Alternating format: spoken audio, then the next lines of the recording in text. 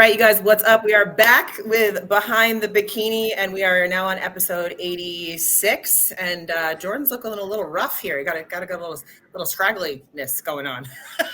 Yeah. You get up on the wrong side of the bed this morning? No, you guys get the cuter half this week. I love it. So for those of you that don't know, this is Drew. This is Jordan's husband. So we decided to bring him on this week because we have been getting a ton of feedback just in general from FitBody about training footage. As you guys know, if you follow this podcast at all, I was just out there a couple weeks ago and Drew was going through my training and reassessing my physique and my imbalances and problems that I have in order to correct those and all those kinds of things. So we thought we'd bring that to you guys today so you can get a little bit of a taste of what that's like. So before we get into all of this stuff, though, we are going to critique videos. We're going to talk about assessments of exercises and stuff, but tell our viewers a little bit more about you, because I know we talk about you like as if you're there most of the time, but you're not actually there. So tell them why you're qualified to do what you do, Drew. Yeah, no, absolutely. And wait, one more thing. Like, comment, subscribe, hit the buttons. I always forget to do that. There we go. Yeah, there you go. Wherever they are. I love it. See, he watches the podcast. We're good. Yeah. Okay, go ahead. No. So, first of all, just the platform and this podcast and all you ladies that come up to me at show weekends and at the gym and whatever it might be, it's really cool. It's really cool to, a lot of you girls know me, and I don't listen to every episode, I'm not gonna lie, but like girls know stuff about me that I'm like, wait, how do you That's okay. My husband doesn't listen to any of them, so it's okay. But I'm like, how did you know that? And I'm like, yeah. Well, Jordan talked about it and Sean were talking about it on I was like, oh, okay. But no, so Jordan, I know you guys, most of you know this, but Jordan and I met in the exercise physiology program at University of South Florida, studied under some really cool professors in our undergraduate program there. Bill Campbell is one of them. I was heavily involved in their research lab with a lot of, cutting edge research that we were doing, back in those days for me. From there, we opened the gym, and I've worked with all sorts of athletes and lifestyle, clients as well. I have a really strong background. Jordan's, aunt Tara, who, practically raised her, owns, 3 very successful physical therapy clinics in the, Largo Seminole area. So my first real job was working as an exercise rehab technician on the floor with the physical therapist, putting, their patients through programming of, return to sport or, rehab protocols. And I didn't understand why I was doing that at the time. I'm not going to lie. And it makes sense now when I look at what I'm doing with my career. It's one of those things that so many times we don't know why they are at that time in life. Yeah. And it makes full sense now. And I'm really blessed to be able to go back and work with some amazing DPTs over the year and, shoulder flexion, go, and just like name muscles, movements, what's shortening, what's lengthening, and those types of things was challenging at the time, but it definitely pays off now. So a lot of that, I'm very comfortable with injuries and return to sport from that. And then, with the gym, we had a really good thing going there for a while where the physical therapy clinic was next door to the first push that we had. Mm-hmm. And a lot of people's insurance would run out and they would want to take this next step between hey, I've post-op shoulder, hip, knee, whatever. Insurance doesn't really want to work with me. I'm ready to take the next step. So then I'll work with them on that kind of return to true sport. Really challenging, right? Working alongside physical therapists and managing, staying within your scope of practice is super important there. But I do think that is another thing, that I've done over my career that's helped me develop movement patterns, assessments that we're now doing within the FitBody Fusion organization. Other than that, I've trained, my 20s was 60 to 80 hours a week of in-person training collegiate soccer, football, basketball players to the Real Housewives of Bel Air. So you learn a lot in-person training and giving feedback. We're going to talk about today in footage breakdown is I still to this day, I'll try to explain something to an athlete and it just doesn't stick. Yeah. But having reps and years and years and years of trying to say one thing 100 different ways has really allowed me to be a little more efficient within this scope of what we do. Well, I think that's a big testament right there, because a lot of people think you need to have all these fancy degrees and letters behind your name and things like that. Those things are important, but the real life experience too, there's like no substitute for that. You know what I mean? It's like you said, you have to say it 50 different ways in order for somebody to understand what you're saying, and that you can't get that from a degree. You got to get that from experience more than anything else, and that's, 100%. just like you said, like you don't know where your experience is going to help you down the road, So for a question for you, do you prefer working with physique athletes, or did you prefer working with like the injuries and like rehabbing and things like that? Which one do you like better? That's tough. I like the pressure of Yeah. working with, the athletes. Yeah. If I'm being honest, like if I could just pick one group to train, it'd probably be like high level high school, Okay. lower level collegiate athletes. It is a little bit more fun with exercise selection and being able to like work explosive, but then also size and then, lean them out or whatever. Yeah. I love the challenge of working with competitors because we have a standard.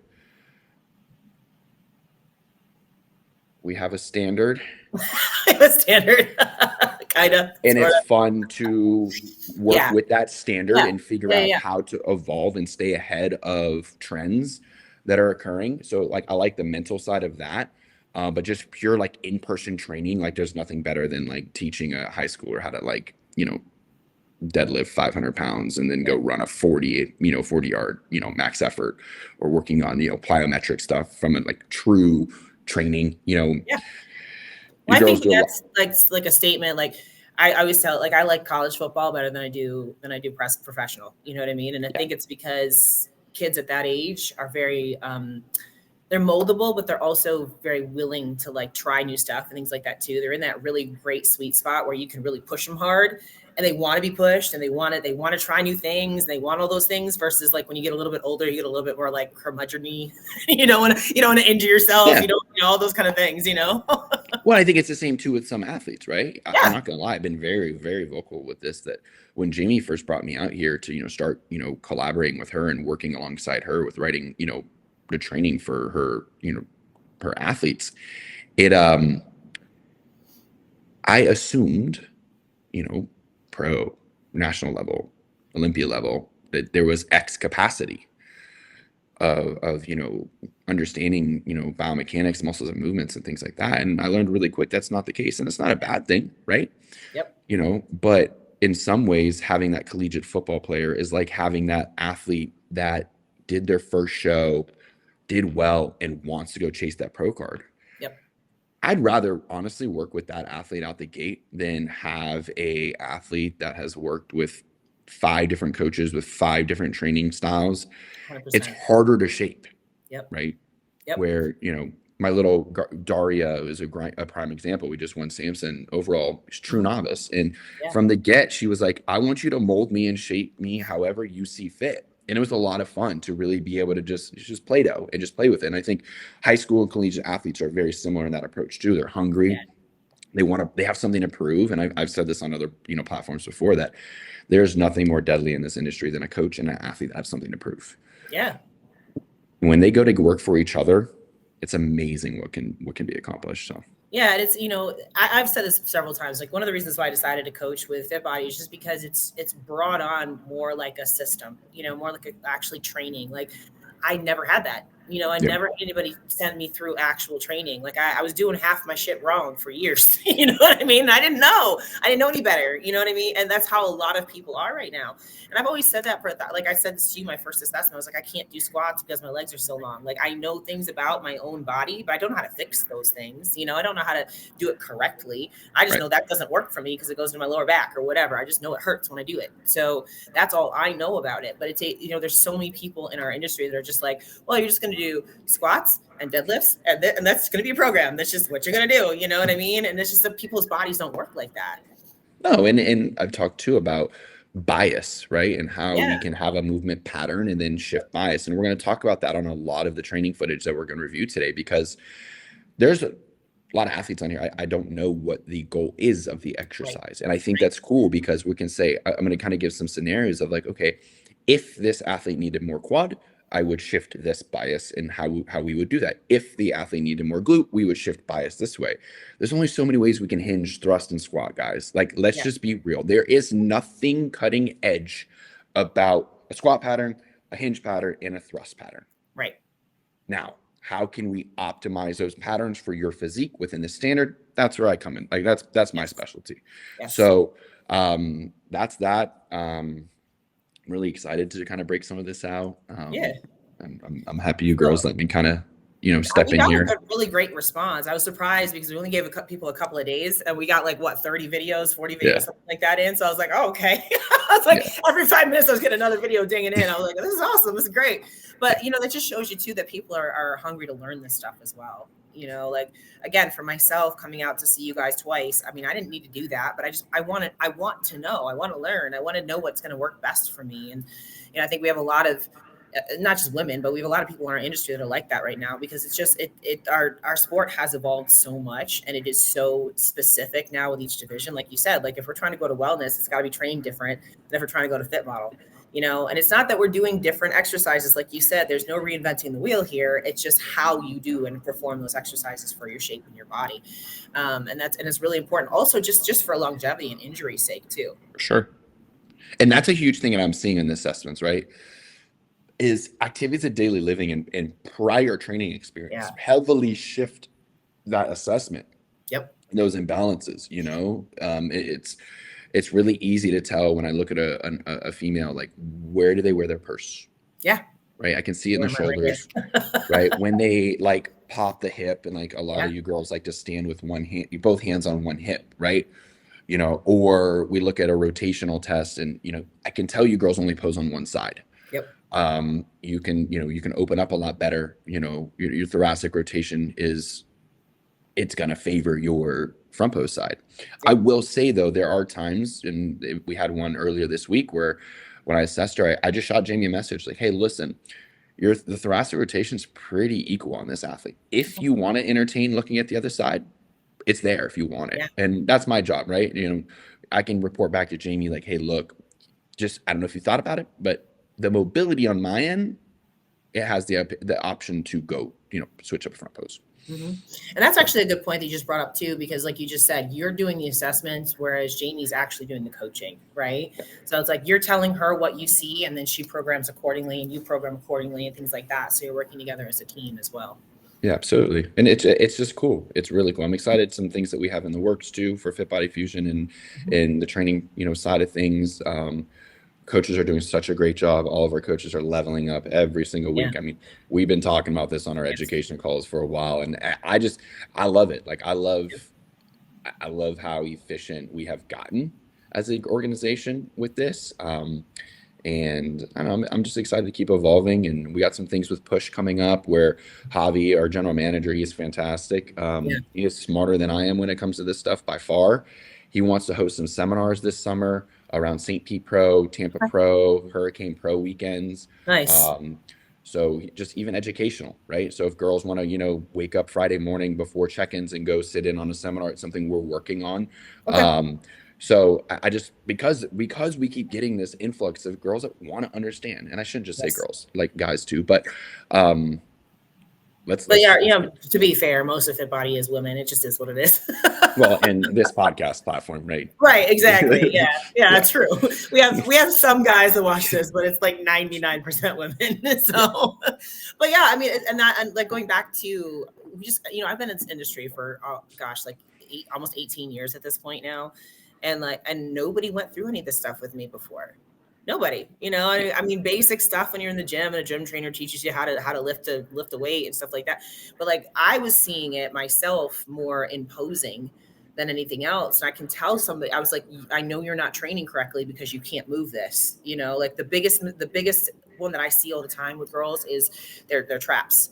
What they try to do is they try to grow shoulders. So they push heavier weights. And in the process, they grow their traps, not their shoulders, and then when it comes to posing, they can't open up and release down. They got all this junk just tied up in the back here that they can't even get to move, and that's a lot of undoing. And like I said, like you said, these daily movement patterns, I'm doing it right now. I'm sitting here with one leg crossed over the other. And I always sit here like that. I have to consciously tell myself, okay, switch legs. Like I do those things because I know about the imbalances. And I'm like, I wish somebody had told me about this 10 years ago so I wouldn't have created all these problems, you know? Like that's something we do now with the posing. We tell people they got to pose on both front sides, regardless of what we're putting on stage. Because like you said, the rotation, it's like over time, it builds up. Yeah, no, and the activity, like, so traps and calves, right? Like there's, when we look at, and we're going to talk about this a little bit, so I'll just spend a little time, you know, educating, but mechanical advantage versus disadvantage. And I'm just going to use a bicep curl here for an example. Like if my resistive force is out here, so dumbbells here, gravity's coming straight down, my bicep tendon attaches here. Yes. So when this shortens, we're at a disadvantage here because this is longer, right? Well, think about how many times we grab groceries. Our resistive force is in the same line as the muscle action of the trap elevation. Calves, our body weight is stacked it's stacked over our calves. So our calves and our traps are always going to be the most developed in tight, if you will, muscle groups because of that, right? Yeah. You know, how many people can shrug a ton of weight or, you know, calf raise a ton of weight? There's a reason why that muscle action is in line with the resistive force. And when we look at how to hinge and how to squat and where this bias is going to shift, we're going to talk a lot about where that weight and that plane of that weight is coming through and how we can pick up more or less bias within a specific, you know, muscle group. So, you know, I know a lot of girls like they think girls are posting things on Instagram of them doing movements that I'm writing, and other girls think they should be doing them that way. Yeah. Please do not assume that. Yeah. Okay. I might be writing dumbbell RDL. Yeah. But I have 50 different setups of how we're executing a dumbbell RDL. How much are we putting pressure in the heel versus the mid foot or the toe? How much external rotation of the hip are we coming? At what point on the way up are we executing this? Mm-hmm. There's a lot that goes into this. Well, like those the glute focused lunge that you've done with me last year was like 20% quad, 80% glute. This year you switched it. So now it's 50-50, you know, and it's all in how the setup of that actual movement. It's still the same movement, still the same exercise, but the setup of it is completely different. Yeah, absolutely. And I just think I love when the girls are posting and tagging, you know, but at the same time, I'm like, you got to really dive into that. And we're going to talk about it today with some of this training footage, like I said. So, no, but I'm excited. I love this stuff. I love evolving, studying, learning, you know, that's Jay and I always say 1% better every day. It doesn't matter if it's within our marriage, within it being a coach, whether it's being, you know, a better leader for either Fit Body Fusion or, you know, push the gym, whatever I can do to be 1% better. And, you know, a lot of that's continuing education, you know, Javi, you know, my general manager at Push, he pushes me hard. And, you know, I travel 36 weeks a year. It's tough, you know, to stay up on the most recent studies and stuff, but he does a really good job, you know, pushing stuff my way and, you know, condensing it down at times for me to read. And we have an internship program there, which really helps as well, because these kids are still in school. So they're in school, and one of the courses is literally just reading over publications. Yeah. So when they come into their internship, I'm like, cool, I get like a little crash course here on like updated stuff, you know, so yeah. Yeah. And it's, you know, having that student mentality is important too. Like you're talking about that with athletes need to have student mentality. Well, we have student mentality too. Like I love, like, I don't know nearly as much as like you and Javi know, but I love sitting like at the coaches weekend, sitting there and listening to all that stuff. So I'm like, little bits will stick in my brain. I could hear that exact same speech again in like a month, and other little bits will stick in my brain. Yep. You know what I mean? So it's just every time you go back to it, something else is going to click. You know, the same thing, like I personally ask for all my clients to send in training footage every week with their check-ins. Whatever it is, send me one exercise. I don't care. Just send me something so I can check you and make sure you're doing things, because that also helps me. You know, not only helps them and it keeps them accountable, it helps me to stay on top of it as well. Like I had a client last week. She's like, well, you okayed all of my exercises. So what do you want to see now? I said the same things. I said, send them to me again. I was like, I just want to make sure you're staying on top of it, you know, and then and what happens when we increase load, right? Load comes up. We should be progressing. Absolutely. Load comes up. Well, at what point are we overreaching and having a breakdown, right? We want to train hard. Don't get me wrong, but like, we got to be mindful of that, you know, and keep sending it. You know, your main movements, I'm asking girls to keep sending me their main movements, you know. Do I need to see a bicep curl or do I need to see a seated abduction? Probably not. Yeah. But Do I want to see your glute focus squat or a hinge variation or a thrust? Yeah. And also for me too, like I find if I record myself doing my exercises, it actually makes me work harder. I concentrate harder on it because I know that somebody else is going to be looking at it. You know what I mean? So it's an accountability thing for me too. It's not just checking the phone, but it actually makes me work harder. 100%. And I want to say not having the pressure, but it sets the tone for the session, right? Like if I know I'm going to record in the setting to coach, like I better be crossing my T's and dotting my I's, right? That's right. I better set this up from my feet all the way up to my toes or my nose. You know what I mean? So I better be setting it up right. Yeah, 100%. Absolutely. So as we open up these videos for you assessing somebody sending in their critique and things like that, what is the best setup as far as the actual camera? Like, what do you want to see? What are the things you want to see? Yeah, it's a great question. And most of the time it's a lateral view. So it'll be a side view. And there's a couple of videos in here that the angles are really tough. Mm-hmm. I do know that a lot of gyms are kind of cracking down on the whole tripod thing. And I get that as a gym owner, definitely. I'm trying to push a lot of gyms that we kind of talk to about just having set times. Yeah. That makes sense. We went to, we trained at AZ Fit Lab yesterday. We went in at like 5 o'clock because Jay had like hair and brows and I don't know, a bunch of all the girl things. Yeah. So, but it was a madhouse. It was a madhouse. Yeah. And I was like, I would not, as an owner, I would not want somebody filming, at 5:30 at night, the girls. That's what I said to you. Like when I went to Dragons, there was open house, so it was packed. I was like, you're like, this is not the best angle. I was like, that's the only place I could put my phone. I said, I know where to put it. Yeah, but I get it. But so typically lateral view on the thrust, I'm actually favoring a top, so like more top in line with the shoulders. Okay. Looking down towards the glutes. Okay. Not the other way. Because the weight plate gets in the way of me able to see like neutral spine and hips and what's happening. So I'm just trying to get on the back side of that plate. Okay. But don't come from the feet angle. It's kind of hard to see the spine there from the So, shoulder press is kind of the same way because I want to see like depth. Okay. But I also want to see like how much arch in your low back are you doing as you're pressing up. So I'm kind of doing like a catty corner view of that as well. Very rarely should we, please don't send me abduction, hip thrust, or anything straight on. Yeah. There's nothing for me to see there. Yeah. So I was just, the girls that when you do an assessment with me, or if you ever train with me in person, I'm saying like where I'm standing and watching is probably the angle that I'm going to want to see when you send back to me. The one thing that I always try to get that I can't get very well when I'm recording like the hip thrust is my foot position. Because like when I was assessing with you, I had one foot that would always go in front of the other one. So I'm trying to make sure that I can get them even. And sometimes I don't even feel it because that's just my hips are off. So my right foot, even in my back pose, my right foot's always ahead of my left, always. So I'm just trying to assess that, and that's a hard thing to actually get on the screen. Yeah, no, it is. It is. But I really try to push athletes to be mindful of that. Yeah.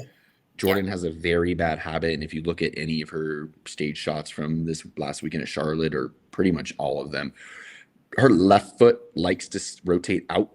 Oh, yeah. So she gets a little bit more quad sweep on the left compared to the right. Yeah. And even I have her like in her check-in photos right now. She's a week out from Wasatch. But like, look, Jay, like you keep turning this out. Yeah. Kristen, ultimately, she saw Kristen, our bodywork person, and she found some things going on her ankle with her talus and things like that. So we're going to be working on some of that. But if we continue to set up that way when we train, we are going to shift the development and tie into upper glute. There's been a few top Olympians that I've seen, structurally, I'm like, something's looks off here. They could have a previous injury, or it just could be a setup, right? Yeah. Or maybe the injury is causing the athlete to set up differently. And I see a lot of that. But just being mindful, anytime I recommend a B stance, any single leg, I want an athlete, let's say we're doing a B stance RDL, like go ahead, find your B stance. Mm-hmm. But then before you take your break to the other side, make sure you match where you were. Don't just sit down, put the weights down, and then set it up. I want to make sure that footing is the same for the other side, for each set. So just little nuances like that. Just be mindful, Yeah. are your feet I even shifting when you're noticed that training? myself. If you're saying the B stance, like the last time I set it up, when I go to rotate out my right foot rotates out more than my left foot does. And I noticed that as I was setting it up, like my right foot was all the way parallel and my left foot was like this. I was like, that's not the same. It's got to get all the way parallel, Yeah. just so it's the same. Yep, absolutely. Cool. Awesome. Well, let's go ahead and start sharing these and Let's getting do these it. videos up. Let's do it.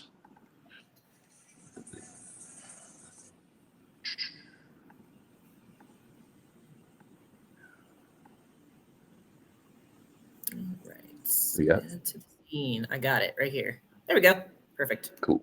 And I'm going to make this bigger somehow. Here we go. Okay.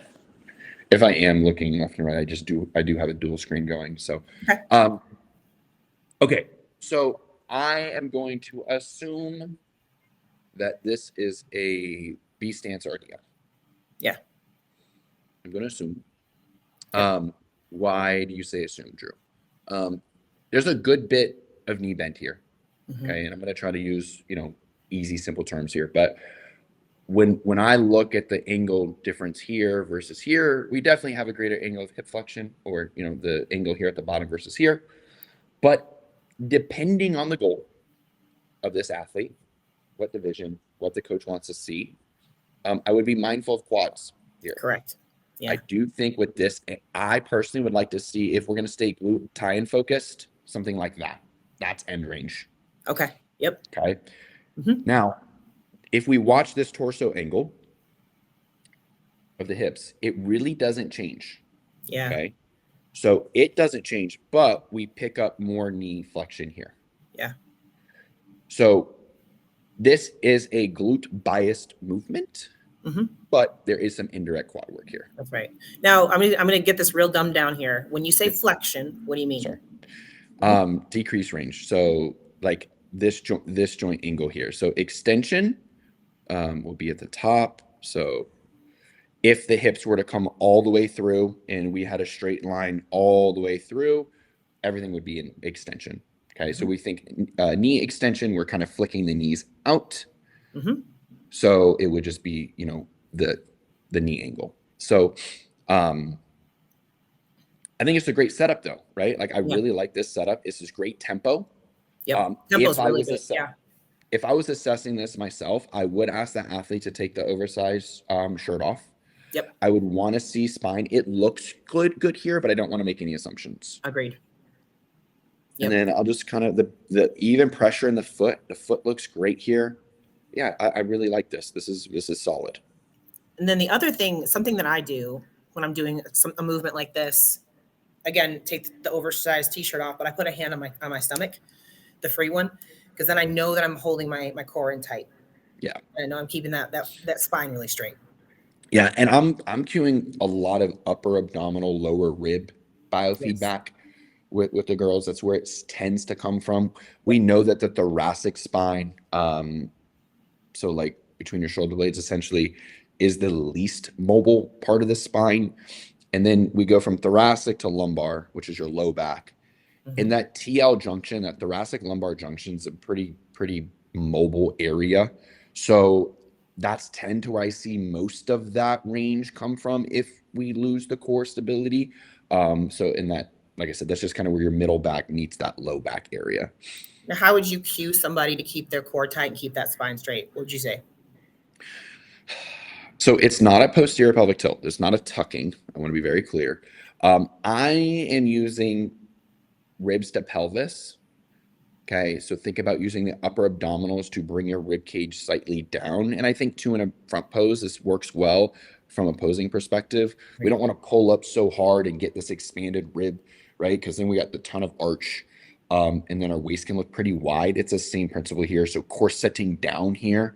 That's why a lot of what I do is like SSB version or a belt squat where we're holding in this neutral, more favorable neutral position.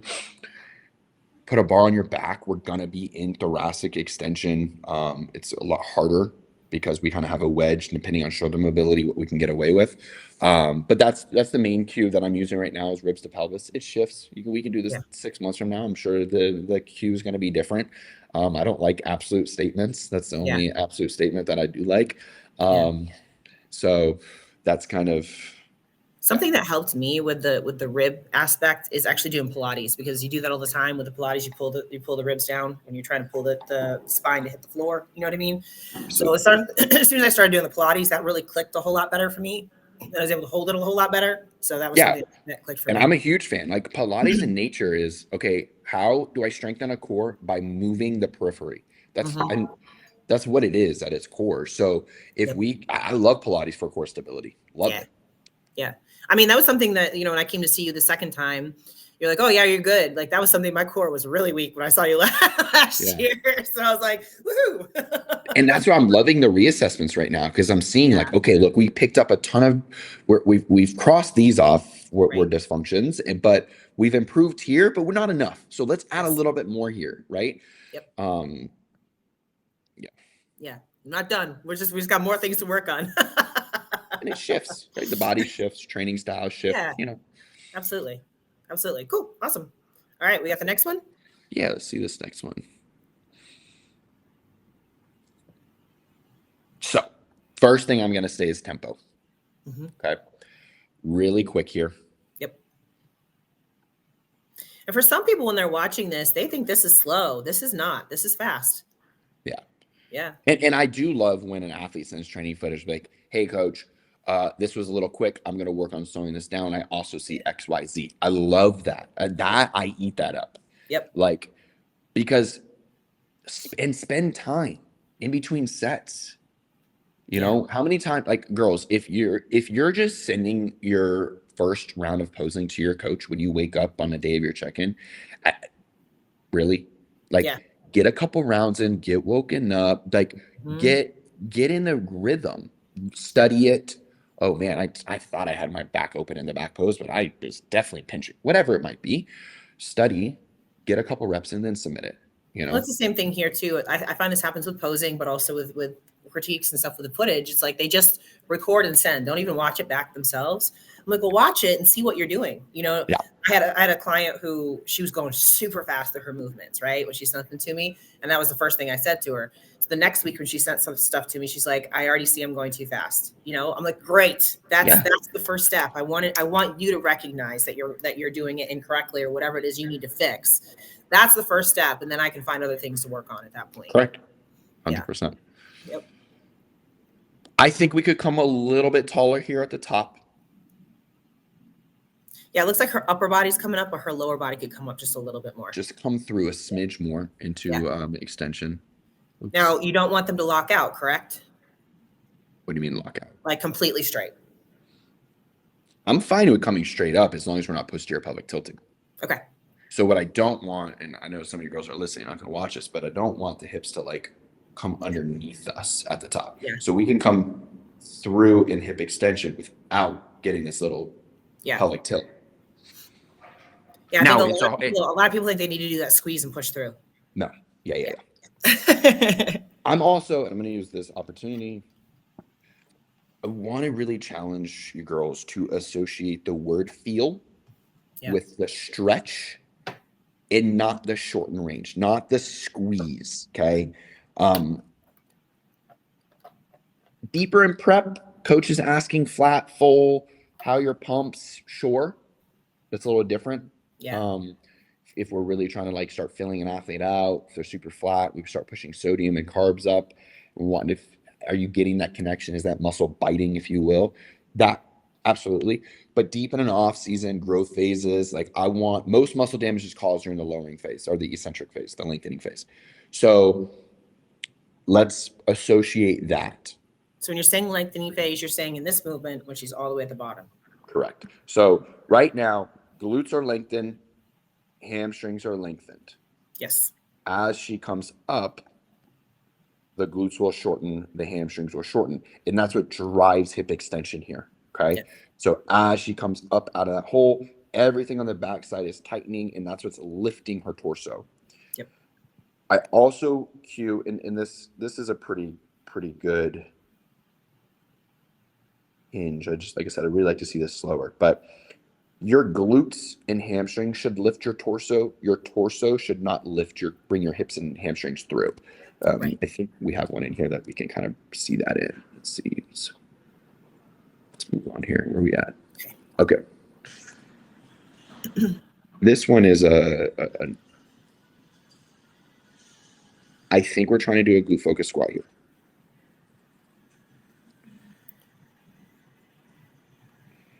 If we're going to do a glute focus squat, we must have something we're sitting to.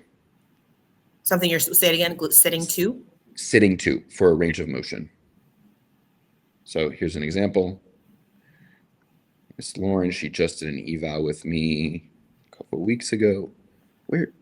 Why can I not find the play button? Oh, here we go. There we go. So she has something to sit to here. Yep. She is not sitting completely. It is biofeedback to tell her where she's at in the range of motion. Yeah. If 100 girls doing this exercise, yep, your depth, Sean, is different than Jordan's depth. That's right. That's right. Right? Yep. If we need to grow quads, post Olympia, Jordan's feedback, grow some quads. Oh, really? I didn't know that. I didn't know that. Good to know. Yeah. We're trying to get the quads down for forever. When Jay started, her midpoint was just under 25 inches of her quads. And that's when her and Jamie were like, do we do wellness? Do we do bikini? Like, what do we do? Olympia was like 18 and a half midpoint. Okay. And so they wanted to bring it back up a little bit. So I was giving her more range. Yeah. That's also why her glutes grew more in between, Arnold or Olympia and Arnold, because she was able to get deeper in that squat pattern. It allowed for more stretch on the glutes, which helped bring her glutes up. Yep. We'll see what happens at Sasquatch or Wasatch. Sorry. Yeah. I know that from Arnold, the judges really liked the level of quad and glutes and hamstrings and upper body. They just didn't want to see any more. They just want to tone down the vascularity and hardness, which we all knew. But we'll see what Steve DeVore has to say next week in Salt Lake. So let's go back here really quick. I am okay with breaking this down into two movements in the beginning. Yeah. And we're first trying to learn it. Mm-hmm. If we are loading it this heavy, I'm going to want to see it more fluid. Okay. I'm not going to want to see the hinge and then the squat. Yeah. So explain that in a little bit more detail. What are the two movements that you're seeing? You're seeing a hinge and you're seeing a squat. So where do you see that? Where do you see it? Yeah. So the beginning here, we really don't pick up any angle change in the knee, right? So when we look at squat, a true squat pattern is more knee flexion or similar knee flexion to hip flexion, where a glute bias squat pattern is going to be a greater angle of hip flexion than knee flexion. So now she's breaking from her knees. Yep. Okay, so she's found max stretch here in the glutes and hamstrings. But if we bend the knee and sit deeper, we're going to force even more stretch onto it. So now she's forcing even more stretch. I like the band for a nice tactile cue. Drive the big toe in the ground and the knees out into the band. Girls, it is not abduction. We're not going out this way. It's rotation. Glute min is primarily external rotation, a little bit of extension, what it's responsible for. So when we can really drive that rotational aspect on the way up, that's where we're going to really see that greatest growth there. What do you feel about the shoes she's wearing right now? Yeah, I mean they're at least flat, right? I've seen I don't want to see this in Hoka's or On Clouds or anything like that. So they're at least flat. I would like to see probably barefoot. It just kind of depends on the gym. I don't even think we let people train barefoot and push, so I should be careful because I don't know. What I usually do is I just do it. If somebody tells me not to, then I put my shoes back on. But yeah, I mean, I don't think Javi cares if If you're not if you're walking around barefoot, Yeah. that's a different story. But with on a piece of equipment and not being crazy, I don't think we care. But I mean, that's what I do. I put take my shoes off to go on the piece, and then when I move around the gym, I put the shoes back on. Exactly. Yeah. But overall, I don't hate this, right? I think this is good. It could be cleaned up a little bit. I would like to lower. If we're gonna have 2 plates per side, I don't want to see as much hinge and then breaking into squat. I want to see it a bit more fluid. And then I would want a range of motion, something to limit range of motion. That way the coach can really modulate the depth accordingly as the physique evolves. We want more quad, keep it deeper. If we want to pull off quad and increase just glute, keep it a little more shallow. Yep. Cool. All right, Miss Lauren here. And she is still learning. We just did our eval, I think when you were here last week or something like that. Yeah, she was there. She was actually there the day after me. Yep. Yeah. Yep. Really good here. She's getting even more efficient with these movements. She's been really diligent, sending me over training footage. I would just like to see a little bit better timing on the way down. She's doing a great job with the knee angle and the hip angle on the way up. See how they're coming up together. I would like, as she continues to get comfortable with this, that unwind effect to happen at the same rate. So it's not so choppy once again. I'm good with this depth for her. We do want to get some density everywhere with her and her physique with quads and glutes. So that's why we are letting her go a good bit down here within this range. Now, to me, this foot looks like it's turned out a little bit. Yeah, it does. And you want it straight, right? Yeah. Now, when we're learning new movement, I know like I said this in the beginning, we associate feel with the shorten. When we have the toes out, it is easier to find that bite, if you will, or that really end shorten range. Mm-hmm. Early on in my career, I was like, girls, in terms of glute growth, it's more optimal, straightforward. We don't get adductor. Right. Let me rewind, actually. So when I say optimal, it is optimal as of 9:18 a.m. Pacific Standard Time and how I see it fit for the bikini standard. Right. Not a forced production power output standpoint alone. So if the athlete needs to bring up adductor, maybe wellness application, let's get the toes out, let's get a little bit wider stance. Mm-hmm. Most bikini girls don't need a ton of adductor. Right. So let's just be and I'm trying to be more proactive with the whole optimal, because that is how it pertains to your physique at this point in time, not just force production, power output, things like that. Well, I also think that particular movement with the toes out has just been part of bikini culture forever. You know what I mean? And it's that's why I did it all the time, because that's what I was supposed to put the toes out, blah, blah, blah. So. Well, it's okay. This is a rabbit hole and a half, but let's do it. Let's go. We're here. Toes out.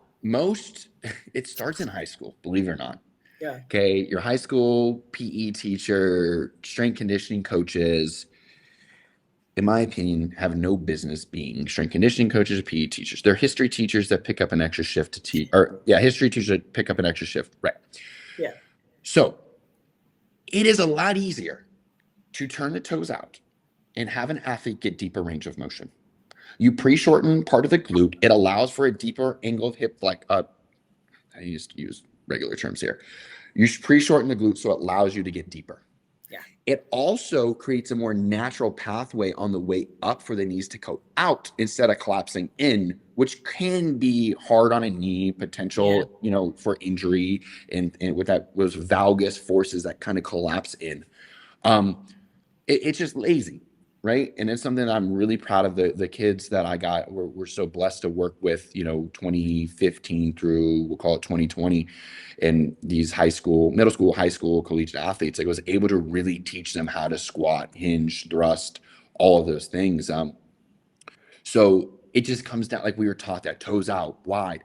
You're not wrong. We just talked about this from a forced production, wider stance, toes out, get the adductors. We can move more weight in the weight room. Cool. Mm-hmm. Yep. Right. Look up with your chin, all that stuff. So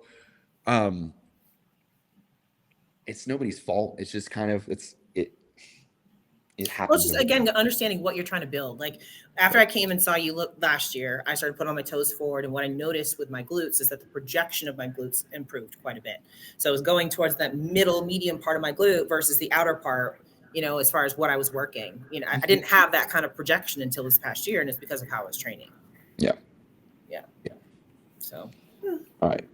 See? Aesthetics versus power and strength.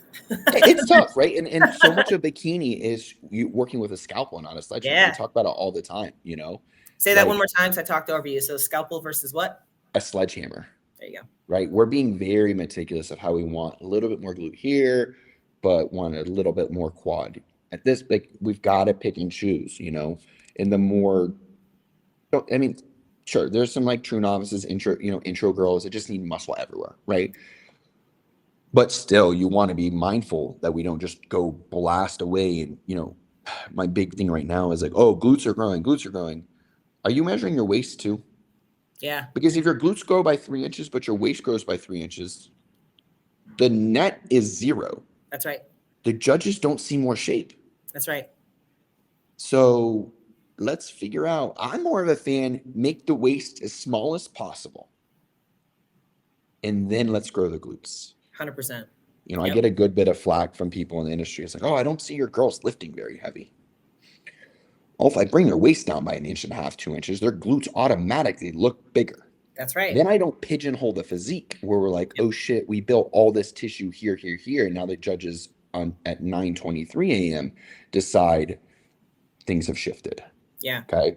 We can be moldable and more fluid with them, show to show. How can we peak them differently? If I keep the waistline tight and Jamie goes ham feeding an athlete, well, it's good. If the waist is already thick and we push food, what happens? We lost even more shape. That's right. So I'm more of a fan on locking down that midline first and then looking at assessing the physique and then, being really strategic with how to build the shape. Yep. Absolutely. That's, again, scalpel. Mm-hmm. Why is it doing this again? Doesn't like you. Technology.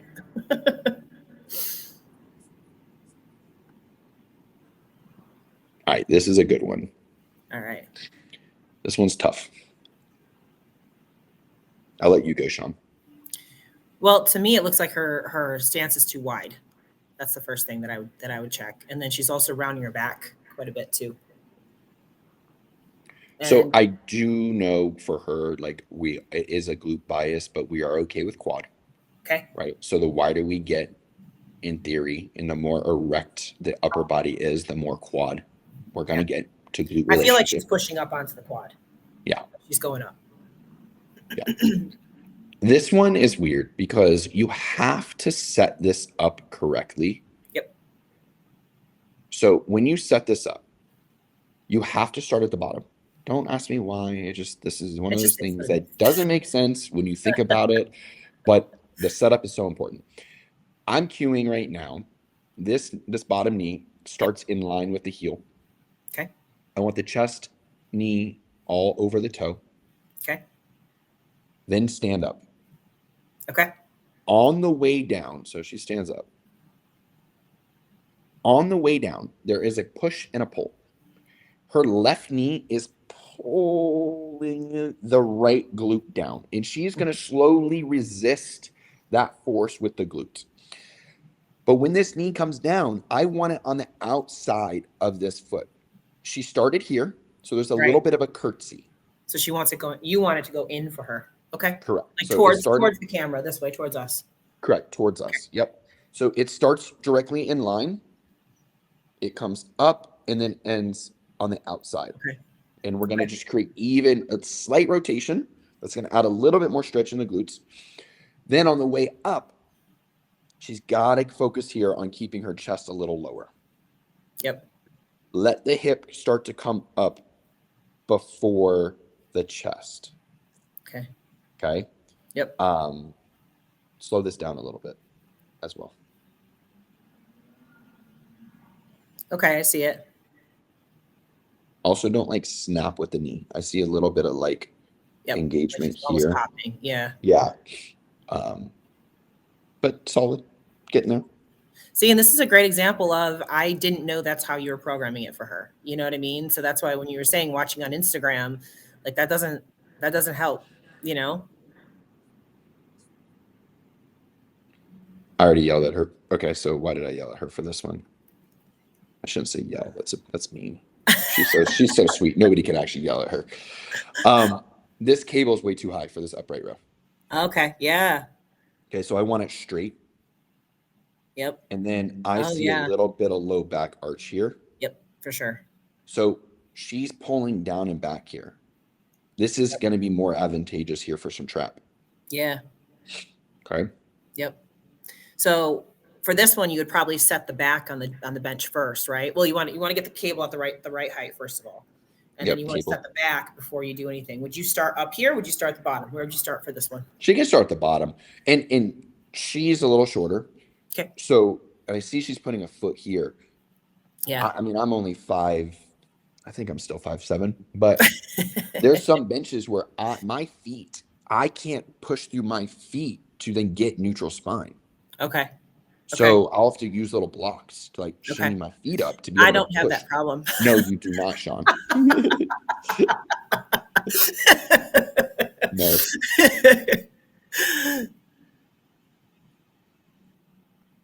And how would you cue her to put her back down onto the bench? How would you cue that? I just tell her to collapse her ribs to pelvis here. Like she's doing it at times. Yep. And then she expands, Yep. And another thing that I'm having to do, and this goes back to what's optimal for that athlete at that time, is a lot of athletes' cores are really weak. Yeah. And I'm having to program volume differently than what I might want to. So I did an assessment earlier this week where it's just really, the athlete moves very well, her core is just weak. And I'm having to run her progressive overload movements 6 working sets, but only like 6-8 reps. Okay. She can only brace and do good technique for 6-8 reps at a time. She can't go to the 10s and 12s. It gets too sloppy. Yeah. So if I do 6 sets of 6, we get 36 working reps. Or I do 3 sets of 12, I get 36 working reps. Well, explain that for a second. What does working set mean? A working set? Mm-hmm. Like the ones that count, the heavy sets, if you will. Yeah. So we have like, I program warm-ups and feeders. Warm-up is meant to warm up. It should not be taxing you at all. A feeder set is a way that I bump up in weight a good bit to help us get to our working weight. So let's just use barbell RDL, for example. Let's say we're going to work at 100 pounds. Keep it easy math here. Athlete might warm up with just a bar, 45 pounds. If she's only going to work at 100, she probably doesn't need 2 warm-ups and a feeder. So then I would tell the athlete, let's do like a feeder set of like 75. So she'll go for like 3 or 4 reps, 75. Just feel it, and then get to 100 pounds, and then work at your 6, 8, 10, however many reps I've kind of given. So it's a stepping stone to get ready so you don't hurt yourself. Yeah. But I want to be ready to train and ready to execute at the highest capacity within that working set. So some athletes, I'm having to bring down reps and up sets to get a total working volume that is similar to what I would want, with the intentions of moving towards getting away. Look, 6 sets sucks. Like that's a long day in a gym. That's not fun. Yeah. I know that. Yeah. But if that's all the athlete can do, and then we're working towards getting to 4 sets of, let's say, 8 to 10. Right now we're at 32 to 40 working reps. Then we can get to like 3 by 10 to 12. So I can kind of move that volume down and just kind of play with things. Yeah. And I think that I just wanted to explain that a little bit, because I think a lot of people don't train that way, don't realize that again, most people, when they get their training program from their coach, it's like, okay, you're going to do 4 sets and 12 reps in each one. That's it. Yeah. We're done. You know? No, I'm also looking, I give rep ranges too. Yeah. Because I'm looking for you to, let's say you have 4 working sets at 8 to 10. I'm looking for you to go up in weight when all 4 working sets are at the top end of that rep range with good form. We don't go up until we get 4 sets of 10 with good form. Yes. You might go set 1, 10, set 2, set 10, set 3, 9, set 4, 8, and they look good. I'm happy. That's good. If next week we go 10, 10, 10, 9, we've progressed. Yep. Then we go 10, 10, 10, 10, we go up in weight. I'm just looking for the girls to go up in weight by the 4th week. within a 4-week period of time. Okay. That's a good way to quantify it, you know? Yeah. This just looks like a photo. Just a random picture.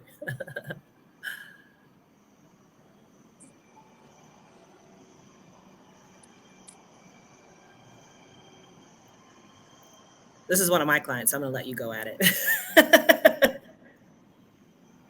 What are we working? Back.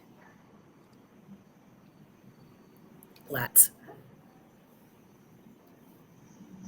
I would just like to see some of the spinal. Like I'm fine with a little bit of extension at the top. So this little bit of arch here, but I don't necessarily want to come into flexion. We're rounded here. So we can protract and like really reach forward. Yep. But we're still going to be strong. We're not going to be here. We're going to be strong and protract. As we retract, squeeze, we can add a little bit of extension. I don't train a lot of back with Bikini. With her, we're trying to create more shape on top. Yeah. Yeah, because she's thicker through the waistline from the back, so we're trying to create more openness. Let me rephrase what I just said, because I train back, but back width. I don't do a lot of row. Okay. I will do row if there's a shoulder instability issue, because we have to have the back strong to help hold the GH or glenohumeral joint in the proper anatomical position before we press. I learned this with Jordan, where like I kind of took all of her rowing out. Her back was getting really thick and just developed. So it took it all out. And then she started having some issues with her ability to press. So we had to add back in just a little bit of a row variation to help stabilize the back of the shoulder to allow her to better press. Yep. Yeah, I would just clean this up just at the bottom. Oops, at the bottom a little bit. Yep. This is a tough angle. This was one of the ones I was like, this is tough. It's hard to see. Yep. Really hard.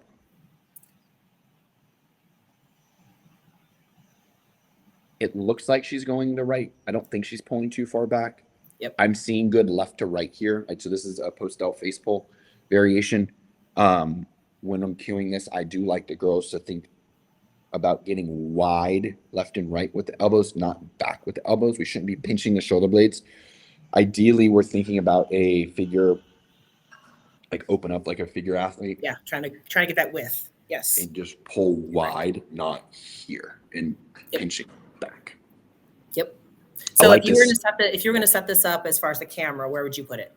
Off to the side, like pure lateral view. To the side, so she's straight on this way. So it's like this way. Yep. This way. Yep. And what I like about that, Sean, is I look for end range on this for the elbow. Yep. To be in line with the shoulder. Yep. Okay. That shortens post delt. If we go any further, sure, we're going to get a little bit of a stronger contraction, but we're going to get a lot more out of the back. Yep. And then I find that athletes don't open back up again.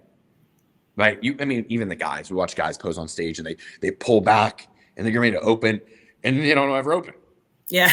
It's like so close. Just keep going. Great just pull the arms up. No width. What happened? Right. Yep. It happens. I get it. So that's where I'm cueing right now. Just get the elbows in line with the shoulder. Mm-hmm. So at the end of the day, it's like this, like field goal, almost a straight shoulder, elbow, shoulder, elbow at the end. So we're here, we just rotate here, and this is where we end. Yep. That's a good visual. Yo, this is being so weird today.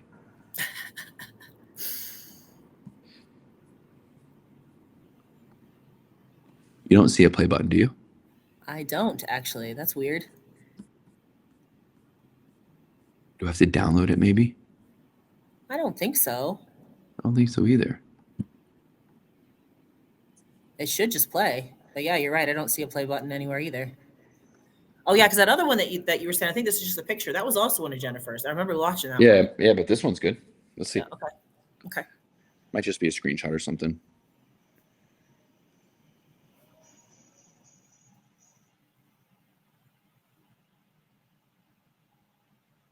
First thing I look for here is this. She's doing a really good job here. Really good job. Agreed. This looks good. Mm-hmm. This looks really good. She just corrected all the things that we talked about with the last girl who had the cable too high. She's got her back against the. This is the correct way of doing this one. Yeah. Mm-hmm. Really good. Solid. Good. I'd send this back a thumbs up or a fire emoji. Awesome job, Jennifer. Yes.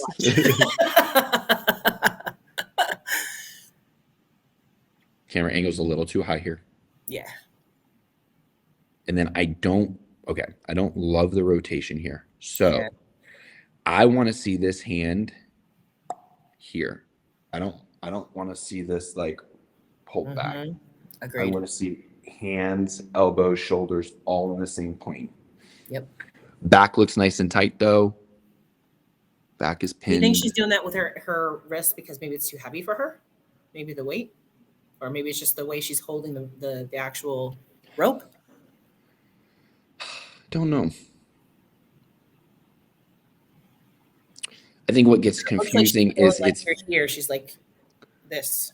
You know what I mean? I think what gets the issue is it's called a face pull. Mm-hmm. Yeah. But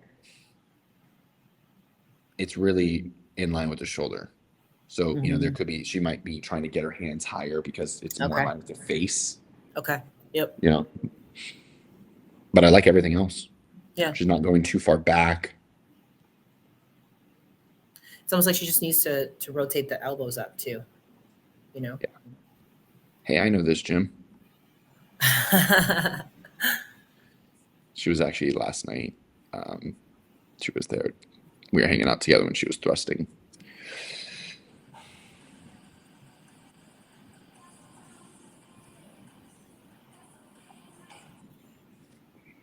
Okay, so she's sitting on the foam roller, which is good. That's your cue. But Watch the top. Watch the top. Yep. She's doing that push through that we're talking about. So we got to pull all the way up, not just dump the pelvis forward. Yep. Yep. I don't know about the toes up. I feel like that would be unstable. Just personally, I just feel like that would be unstable. I'd just like to take a moment to welcome our new channel partners, Prozis. If you are unfamiliar with them, go ahead and go down into my description box now, click on the link, go check out their site. They are the leading supplement sports nutrition company based out of Portugal, been around for 17 years. You might be asking what makes Prozis unique? Well, everything that they make is made in-house or with trusted partners. They have to go through rigorous testing in Portugal in order to even get any products on the market. So what you're gonna find really high quality, pure supplementation. And one of the biggest things for me is I have some GI issues. So being able to eat some of these more healthy protein treats and things like that and not have any gut issues, worth its weight in gold. Go check them out.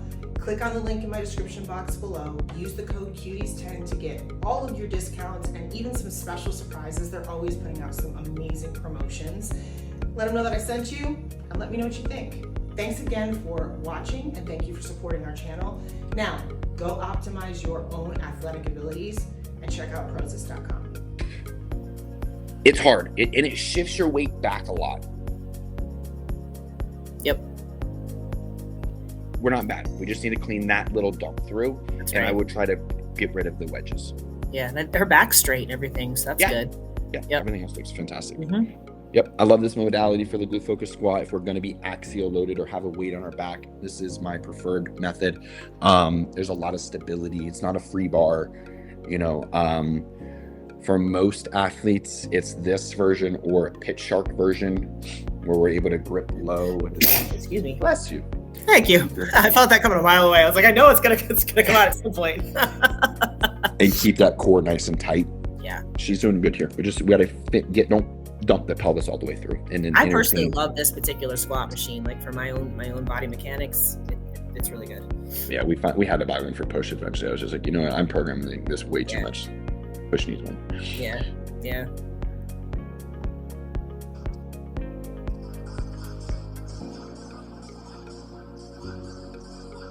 It's a tough angle on this. Yeah. I know. Okay, I'm gonna defend her here because I know where all the equipment is, and it's this corner of the gym. Brannon has done such a great job at this gym. He last night he was even showing us more stuff he's trying to buy to bring in there. And Jordan's like, "Where are you gonna put it?" He's like, "I don't know. I'm gonna have to build a mezzanine or something." So I appreciate him getting all this awesome equipment in there, but I know it's hard. Jay struggles with this too, even when she does her stuff here. I'm trying to get me a good angle. I think her back is tight. It's really hard to tell. Tempo is great. Looks good here.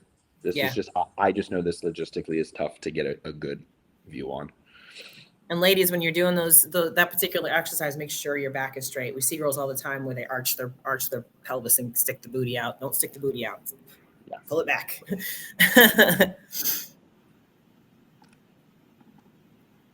like this one doesn't have a play button either. I know. I think it's what's up. Yeah.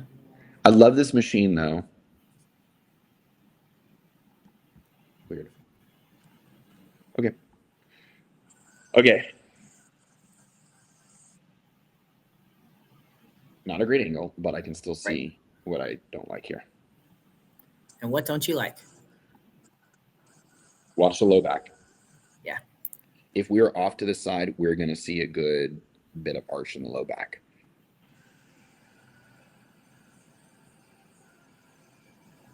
She could stop right.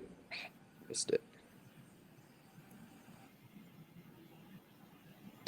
I need to tap it just a little bit higher. Just a little bit higher, not quite as high. Something like that. Yeah.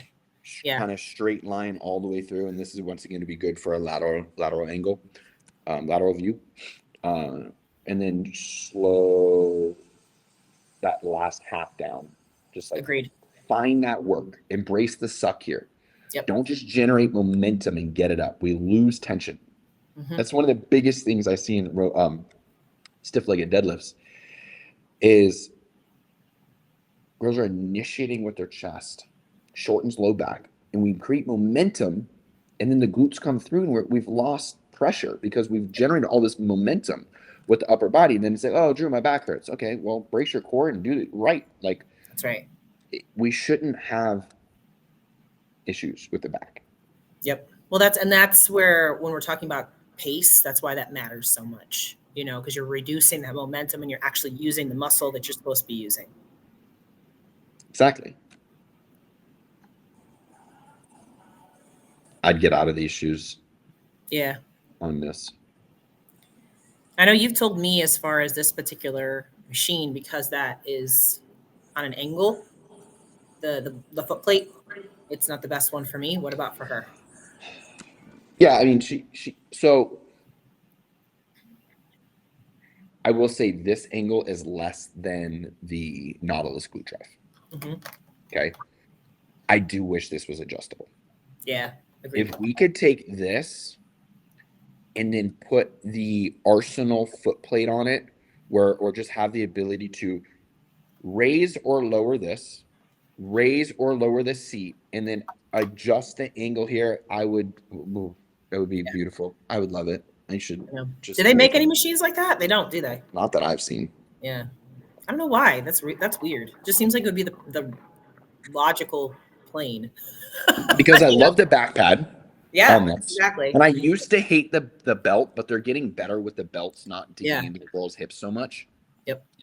That's the hard part for the hip thrust for me, because it hurts sticking that freaking bar on my hips. She's collapsing here beautifully. I would slow it down. But like, these are beautiful angles here. Knees at 90 here, getting it at 90 here, all nice and tight here. Now, you've said this before. Why do you want that 90-degree angle on the knees? Well, if the angle of the knee stays the same, in theory, we're not working it. We might be in an isometric fashion, but I'm not worried about quads growing on a hip thrust if this angle stays the same. Yeah. Right. So if we start extending the knee and shortening the knee, now it's a dynamic range of motion. Under load, we can grow it. Yeah. And I'm seeing really nice pressure go into the toe here. Shifts back, and I'm good with this. So she could quit the dancing feet a little bit. Mm-hmm. I think if she got out of these shoes and was barefoot, she'd feel what she's doing. She probably just doesn't feel it. Yep. Adair last night, I don't think she cares. Love you, Adair. Sorry, we're struggling with some of her setup with the machines. Adair on a barbell hip thrust, she's fantastic. But some of the equipment we were playing last night, and she was having to kind of rock off and pick the toes up, and then on the way down, kind of get into like pushing through the toe. And we're going to keep working on it. Part of what we're doing with her is we try to bring down a good bit of size. So she's kind of trying to get back into moving and training again and getting some of those connections rewired. So I like seeing this shift here, though, into the big toe here as in the distal part of the foot on the way up. I also like this one, girls. You can band this. There's a band peg here, which we have Jay doing everything right now, banded. So, overloading shortened position. Yep. Why are we overloading? I think it's a good question. Why am I overloading shortened position instead of stress position for Jordan? I associate like stretch and like really overloading that stretch, like creating shape. If I want to really lay down like density, I'm going to get after that shortened range, overload the shortened range, lift a little heavier. So it's a dynamic resistance. We don't need more bubbliness or shape right now with feedback from Jordan. I just want the density in the upper glutes to be a smidge harder, more when she walks. Okay. So we don't like lose any of that upper glute when she walks. And when she transitions out of side glute into back pose, it'll just be there a little more solidified and not take her a second to truly find that upper glute. It has to be a WhatsApp thing. Yeah. It's pissing me off. It's so strange just picking random videos. Not random. But then like this one's going to be fine. Yeah. That's so odd. Too high. Sorry. Yep. Watch what happens to her traps here. Watch. This one right here, she's going to go. See the shrug? See the? Yep, she adds a little bit more oomph right there at the top. Right. So my cues here. I love this bench, first of all. Reach, punch down.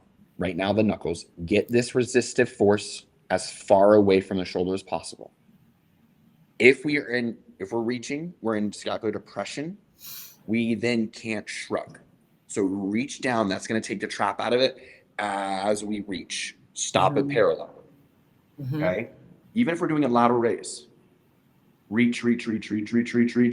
End here. If we go up, we're gonna get trapped. Okay. And then we're using momentum. We're losing the eccentric control. So let's shorten up this range of motion a bit here. Clean it up. How tens is a bit onerous in my opinion for this weight. Like that's heavy. Yeah. Yeah, I say that all the time. It's like it's not about the weight that you're pulling; it's about where you're pulling the weight. You know what I mean? So if you can't do this with control, like I feel like she's even going a little too fast. Yeah. And if you can't do this with control, then you need to drop the weight down. Yeah. Yeah.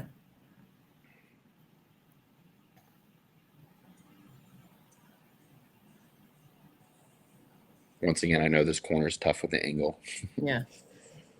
Looks good. Looks like the back is in. Great range of motion. I'm looking between like chin and nose here for end range typically. Something to kind of put feedback or just insight on. Like Jay right now, we did just finally add in a little bit of anterior delt for her after Charlotte, how she looked in Charlotte leading into Wasatch. But not letting her like snap and lock out because we get a good bit of tricep and something Jay struggles with in her side glute transition at times or in her back pose. If she flexes that tricep, can look pretty cool. Not what we need for bikini. Right. So just being mindful of that lockout if triceps start to get overpowered, maybe get to like the crown of the head or just shy of locking out before coming back down.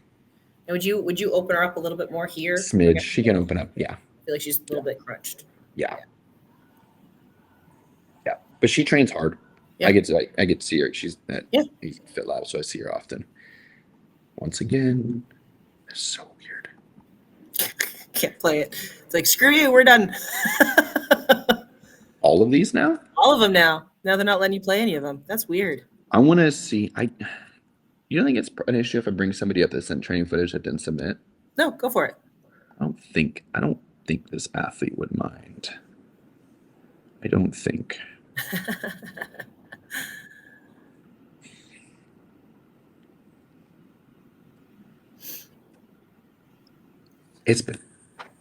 Lauren's been announced, right, Lolo? Yeah. She put her stuff out like yesterday, or the day before. I saw it. Yep. Okay. I just want to respect.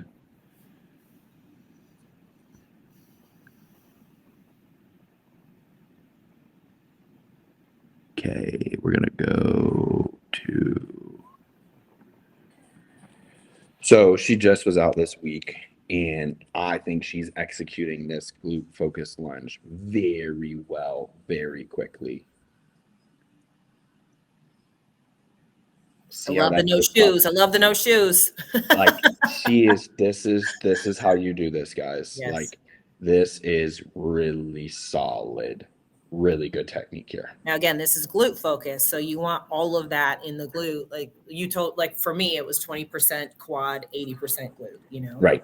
So I had asked her on her feedback last night. I asked her what percentage glute versus quad, right? I just want to check in on her and where she's saying. And she's at 75 glute, 25% quad there, which is exactly what we're looking for her out of this.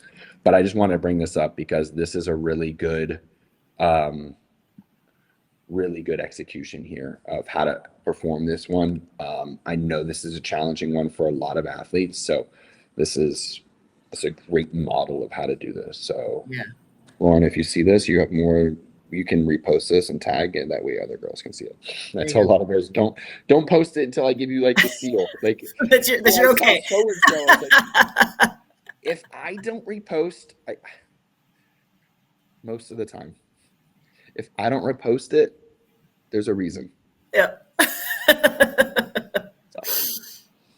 I think also people need to realize, like I know for myself, like sometimes when I post stuff, it's not perfect. And I kind of do that on purpose. Right. You know, like you got to realize that just because somebody's posting something doesn't mean that's how they actually train. Like we talk about that with like influencers and stuff like that. It's like they're doing that because they know it's going to get views. They're posting that angle because they know it's going to get views. They're not necessarily training that way in the gym. So you have to remember that kind of thing too when you're watching the different stuff that you see post up on social media. It's not always true to life. Mm-hmm. Yep. Sometimes athletes will post things, you know, as a red herring photos, you know, as a red herring. 8 weeks out. No, this was 12 weeks out or whatever it might be, you know. So I've done that, like filter the shit out of photos and everything. Hell yeah, you play with people's minds. All right, what questions do we have? So let's go through. I've got a bunch. I don't know if Jordan sent them to you, but I know she sent them to me. So I'll pull them up. I've got a few here. I know you've got a call or so we'll go through these quickly. So I got an athlete at St. Louis. I'm trying to just get him. Yeah. So I got a few that we'll go through. So when should one up reps versus weight? What would be your indication if somebody should bump up their reps or if they should bump up the weight that they're using? Okay, it depends, but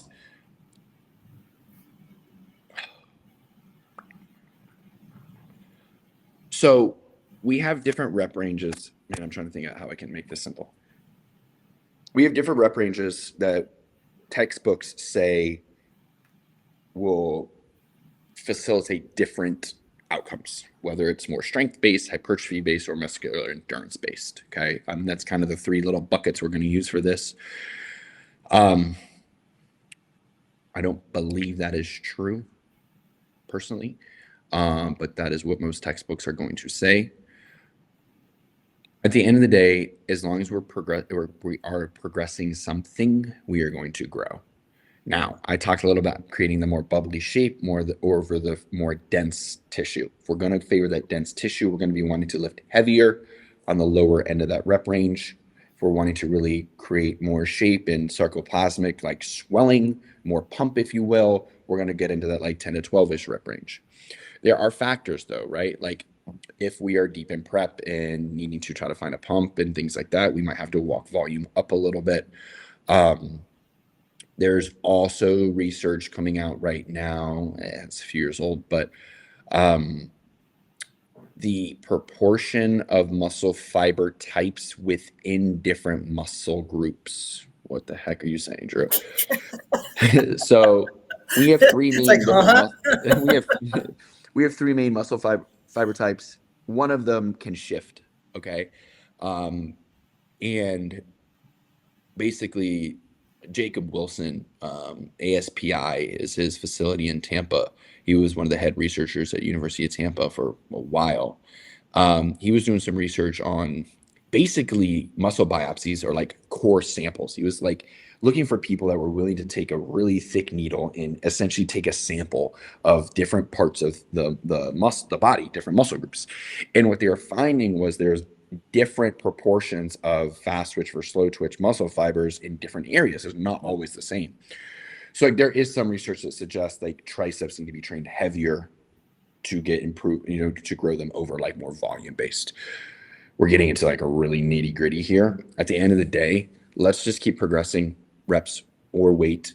I'm a fan of keeping my volume, my rep scheme the same and really pushing the logbook. But there's times we need intensifiers. We might add in like drop sets, supersets, and things like that.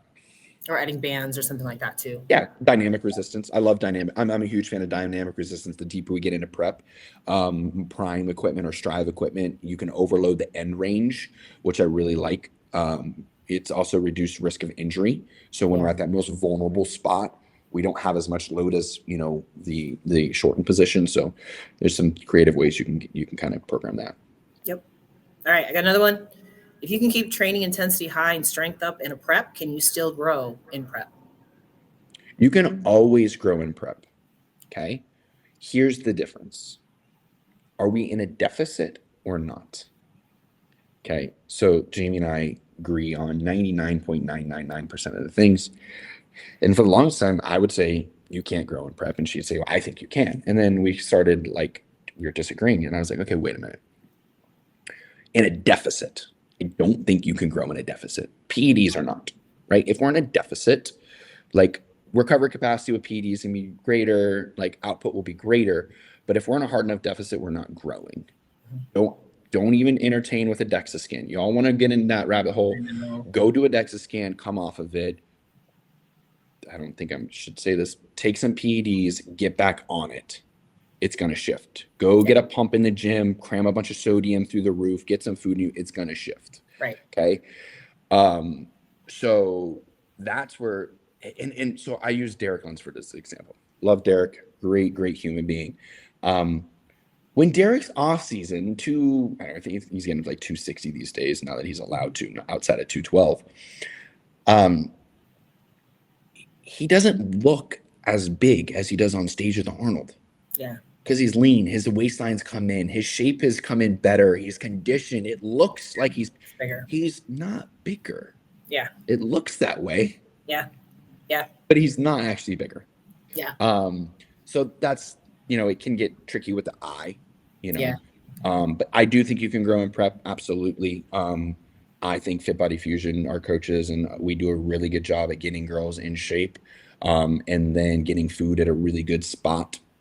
4 to 6 weeks out to grow into shows, reverse into shows. I am confident with, Jamie is so good at keeping our girls healthy and keeping food at a position that allows them to compete. It allows us to get more Olympia qualifications, in my opinion, and pro cards for that reason. So absolutely. Yeah. And I think also it's the changing of the training too. For example, like I have a client now who, before she was training with me, looks great from the front, thick quads, all that stuff, but from the back doesn't have the density. So I'm like, what we're doing now is we're shifting your focus of your training. So you're going to see the quads start to come down, but the glutes and the hamstrings are going to come up as you're going through this. It's the shifting of the training. Yeah. And the density is important to withstand preps, right? And go to show after show after show. I did a consult yesterday or Wednesday, I can't remember. It was a master's athlete. And I was like, okay, look, I'm going to be honest. Send me over checking photos. I'm like, Masters Nationals is going to be a stretch. Yeah. And then I'm like, how I like to set up like my Masters athletes is I want to do a warm-up show June. Then let's go to do Universe and let's do TCM Masters Nationals. And then let's decide. Yeah. What I hate, I'm not going to lie as a coach, I hate when I miss a pro card by 1 spot, 2 spot at Masters Nationals. Then we have to hold that out for North Americans. 6 weeks. Yeah. A lot of times I'll have a conversation ahead of time and say, listen, if we're missing that pro card by 1, 2 spots, What is the goal of turning pro? Do we want to be competitive in the pro league? If we want to be competitive in the pro league, why don't we shut it down, grow the rest of this year, get in sync, June warm-up show, turn pro universe, masters, nationals. Now we're ready to compete as a pro. Yeah. So many times I see athletes try to stretch out their season because they're one spot away. I think of Jordan 22 Olympia qualification. Jeez, we did so many shows. Her physique, like she couldn't hold it. I don't remember how many she did that year, but like it's tough. And at some point we have to just swallow our pride and say, listen, what's our goal? If the goal is pro card and shut it down, sure. Maybe maybe shoot for North Americans, whatever. But if you want to then go compete as a top level pro, let's just get ahead of the curveball for next year. Let's get the pro card and then be ready to go fight for like a Tokyo type qualification. Yeah, agreed. All right, let's do like one or two more questions. There's one that I saw here. So, okay, my coach says that my form is good in training videos, but I don't have good mind muscle connection. Any tips? Nutrient timing. Okay. Sodium, water. I am really big on, I push a lot of food pre-workout. I push a lot of fluids pre-workout, a lot of sodium. Okay. Yeah. If you're going to train fasted, I find that mostly with the girls and guys that train fasted or, early in the morning, they're really not awake yet. You can.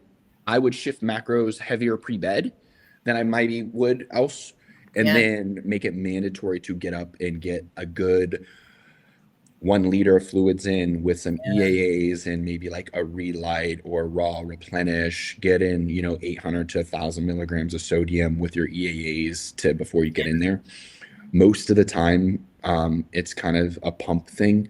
Yeah. You could add in some citrulline or glycerol type products. I'm not a huge fan of stim. There's times when, athletes need stim, but I do like to try to protect adrenals as much as we can and save that for prep when things kind of get tough.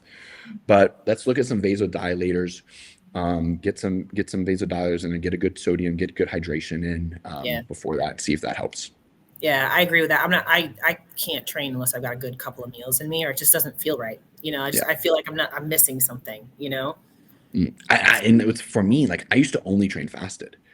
And if I had meals in me, I was like, I can't train. I have no intensity. And then once I taught myself how to train with food in me, now I cannot train fasted. Like, my output is horrible. Yeah, agreed. So this is just a random, like all they said was growing glutes over 50 years old with a little like spectacle face.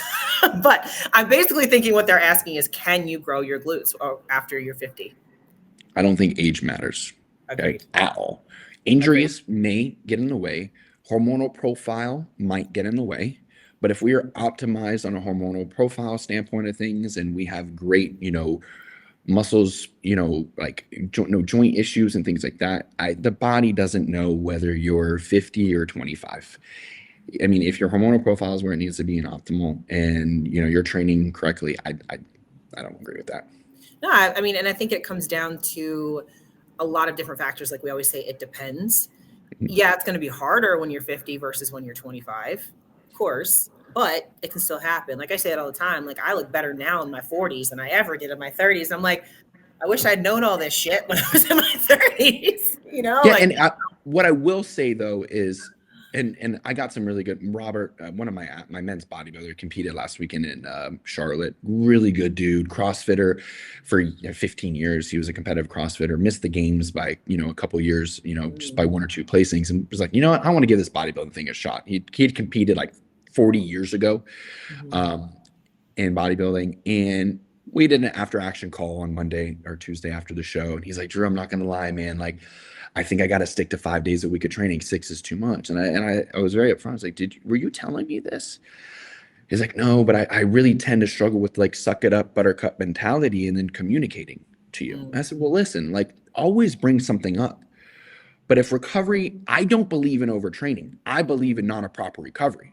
Yeah. Now, if time in between sessions feeds more towards overtraining or recovery, that's for you to decide as a human being.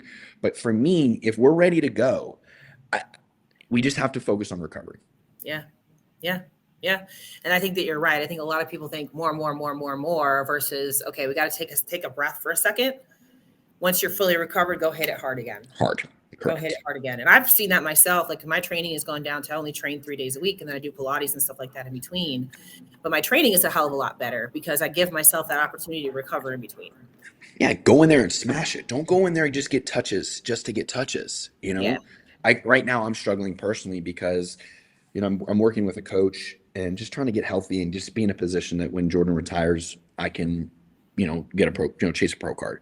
Yeah. And I'm struggling. My diet's on point, my cardio's on point, but like I don't want to get in a gym right now. I don't. Like I get in the gym and I think about all the updates I could be doing and all the planning I could be getting ahead on for a season that's full swing. So now, like yesterday, I went there, I was like, you know what, Drew? Just empty the tank on 2 movements. Just do 2. Just do 2. Whoa. Just do 2 movements at my highest capacity, and that's what I did yesterday. I went in there, did 2 heavy back movements. It's not perfect. I know that, but it's better than me not showing up in the gym yesterday, right? Or just going in and just doing, arms and shoulders and just sprinkling it everywhere. So today I'm going to try to go in. I'm not going to try. I'm going to go in and I'm going to do 3 chest movements. And I'm not going to just bite off more than I can chew. I'm just going to continue to execute the best that I can right now, what I have on my plate. And I think a lot of athletes get in this all or nothing principle. 100%. This doesn't have to be that way. Socially, it doesn't have to be that way. In the gym, it doesn't have to be that way. Meal plans or nothing, that mentality has to shift. Learn how to track macros, learn how to eat intuitively correctly. That's what's going to build longevity for you as an athlete. 100%. I've said that even like you're going to be knocked out of your box. I mean, realistically, you can't be 100% all the time. So you need to know how to adapt to that. It's like, okay, well, I can't be 100% in this. So I know if I shift a little bit, I'm still going to be on track. And we got to remember, this is a lifelong thing. This is not something you're going to do just for one off season or one prep or one this or what. No, it's something you got to carry for the rest of your life. So you got to figure out a way to make it doable for that too. And complement your life, right? Yeah. So many times girls, I'm just like, it's just not it. I'm like, and then that's fine. Like, it's okay. 100%. It has to complement and be synergistic in the way you like to live your life and what's, valuable and important to you, and I understand that like social thing. And I know you girls, you could do a really good job, putting content out there about social circles and how to manage that and that balance. And I know how hard it is for so many athletes to not have supportive husbands or, partners along their side. And that's something Jay and I are really passionate about. I like to think that she's got a really, stable, home life that helps her be the best athlete. But I try to help my athletes and my guys and their husbands. I really want to get a Fit Body Fusion men's support group going. Once a month. I just would love to be able to, get on there and just talk about tips and tricks and ways to manage prep with your partner and things like that, because I think it's hard. A lot of partners don't realize how they can sabotage an athlete's prep. And that athlete has worked weeks and weeks and weeks and sacrificed so much in the last few weeks. The partner can just completely sabotage it. So absolutely. And it's, like you said, it's important. I think sometimes the partner doesn't even realize that they're doing that. You know what I mean? Like, it happens to me too. I do it too. I don't realize it. I don't, I forget that she's in peak week or that she's a couple weeks out. And, if food gets low and cardio gets high, it's hard, but that's just, it's important to check in with your partner when they're in prep or out of prep. Getting uncomfortable in your skin in off season is a real big challenge for a lot of athletes, so just, that's even you just being on this podcast and taking over for her and helping her out as she goes through these multiple peak weeks for her too. I mean, that's a way of being supportive. It's a way of being supportive in any way that you can.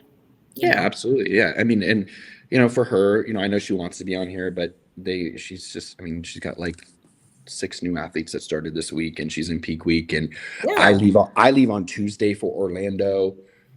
Well, I'm going to Tampa to check on the gym, get content. And then I got girl power and she's going to Salt Lake with Jamie. So like, there's just a lot going on right now in our house. And we've had a lot of assessments this week with a lot of athletes in town, which is all great. But we are going to unplug. Yeah, we're gonna unplug tonight. We're gonna go to a little concert tonight with Nikki, There you Joe, go. and Adair, and just just unwind, listen to some music. No, nothing crazy, and just try to unplug from work and just live in the moment for a little bit, and then she'll Yep. get right back in her crate and she'll to Wassant's ready to Great go. mode. Great Yes, mode. yes, Awesome. Well, I yes. think that's great. I mean, I think this was hopefully a very informative podcast for the girls. You know what I mean? Like getting into this nitty gritty stuff. And like I said, we try to break it down so that it's digestible and it's something that we can meet them where they're at as far as Mhm. athletes and things like that too. So, I was really excited when you brought this idea up actually for this podcast because I think this is very helpful. And I appreciate all the girls that actually sent in footage too because we only asked for a couple of days and we got a ton, so I was really happy about that. I was like, yay. I was like, people want to hear from you. That's Yeah, fantastic. no, and I've been getting a lot of messages. I've been getting, and I've Yeah. been get, and I'm gonna just put this out there too. I have been getting a lot of apps for Yeah. coaching for girls that just want training from me. Yeah. Right now, that is not offered. I don't really think it's just a training thing when we really look at what we're trying to accomplish. We 100%. talked about nutrient timing and recovery and all those things. Those go into that, in my opinion. Not to say that that won't be a thing down the road or eventually, coming up with some customizable training programs for athletes. But right now, with what I'm doing, it's just not feasible. Yeah. So I did want to kind of put that out there, and just because Yeah. I've been getting a lot of girls are sending me training footage that I'm not even coached by them, Yeah. and that's why I thought it'd be a good call to kind of come on here and just give some of the listeners, some insight and some things to just think about. All I ever ask is an athlete to think about things a little bit. So Absolutely. I think it was a great. I had fun. Shoot, we went for an hour and a Yeah. half, I know. which is I'm I was I'm like, so far behind. and to be honest with you, we could keep going. That's I the know. whole thing. It's like we've just barely touched the surface here, you guys. It's like, and that's why I say like this stuff is so important. And it's really, like I said, it's really taking being an athlete in this industry to the next level. We've just never done this until the last few years, and it's just really, it's incredible to see the amount of change that a lot of the athletes have had just going through this whole process. So, we appreciate you and your eye. We don't have a lot of people in this industry that do this kind of stuff. So, it's very valuable. And I think the fact that these girls can just see, how much we at FitBody actually take this seriously, take the training aspect of it seriously. I don't think a lot of people out there do. So, this takes it to the next level. And I really appreciate 100%. I appreciate the willingness to come on and share. So Always. that's a big deal, and I think I don't mind, Sean, and I've told Jordan this too. If there's ever a topic, we can fit it in. If the yeah, viewers want to hear, from me, I don't mind. yeah, Every now and then popping in here and whatever it can be. I really want to do one where it's about that relationship balance. yeah, And just talking about some of that, because as season ramps up and a lot of these girls are gonna be going show to show to show, chasing Olympia qualifications, chasing pro cards. I lived that, in 2022. I lived that tremendously. And I just, any way that I can help, or Jane, I can, it's just, it's valuable. It really is, absolutely, So 100%. 100%. Well, that's a great place to leave off. So yes, I appreciate you taking time out of your busy Friday. I always. know you got athletes getting on the stages this weekend and all that kind of stuff too. So with that, we'll go ahead and wrap this up. Ladies, like, comment, subscribe, hit the buttons wherever they are. That's always our famous thing right here, I know. wherever they are on your devices. And with that, for Behind the Bikini, myself and Drew, we are out. Bye, guys. Bye, everybody.